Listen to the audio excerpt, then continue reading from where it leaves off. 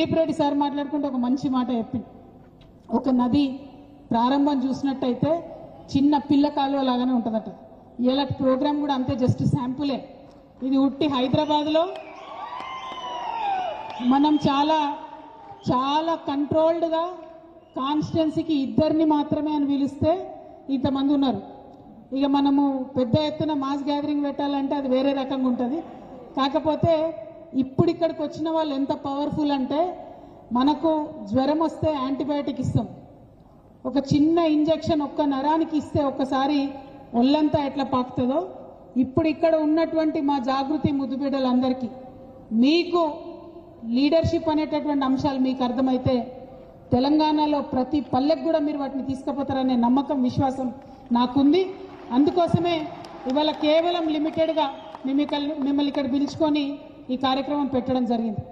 ఒక మాట నిజంగా మీకు చెప్పాలి, చాలామంది మాట్లాడుకుంటూ నా గురించి కానీ, జాగృతి గురించి కానీ, కేసీఆర్ గారి గురించి కానీ చాలా గొప్ప గొప్ప విషయాలు చెప్పిండ్రు. మీ యొక్క ప్రేమకు నిజంగా శిరస్సు వంచి నేను నమస్కారాలు తెలియజేస్తా ఉన్నాను. కానీ మీ అక్కగా, మీ సోదరిగా, మీ మంచి కోరుకునే వ్యక్తిగా మీరందరూ రేపు ఫ్యూచర్లో పెద్ద పొజిషన్లలో ఉండాలని అనుకునేటటువంటి వ్యక్తిగా ఒక మాట చెప్తున్నాను.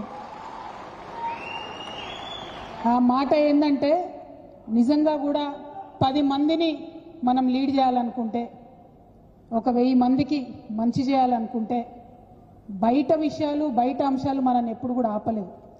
మన మనసులో ఉన్నటువంటి అంశాలే మనల్ని ఆపుతాయి. ఒక లీడర్గా ఎదగాలంటే ముందు ఇన్నర్ ఇంజనీరింగ్ కావాలి, అవుటర్ ఇంజనీరింగ్ కాదు.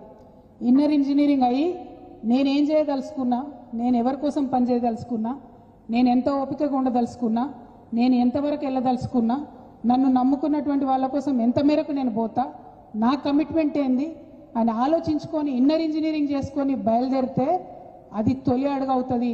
అది మనల్ని చాలా పెద్ద ఎత్తుకు తీసుకెళ్తుంది. ఇక ఒక్కసారి మనిషిలో మనం గట్టిగా అనుకొని బయలుదేరితే ఆపే దమ్ము ఎవరికి ఉండదు. 100 సమస్యలు వస్తాయి, ఇవాళ ఒకటి వస్తుంది, రేపు ఒకటి వస్తుంది, ఎల్లుండి ఒకటి వస్తుంది. సమస్యలు లేని మనుషులు లేరు, సమస్యలు లేని జన్మ లేదు. కానీ నువ్వు నీ మనసు గట్టి చేసుకుంటే, నేను ఎదిగి తీరాలి అనేటటువంటి అంశం నీ మనసులో పెట్టుకుంటే 99% నేను ప్రజలకు సేవ చేయాలి అనేటటువంటి అంశాన్ని క్లారిటీతో పోతే ఖచ్చితంగా విజయం సాధిస్తాం.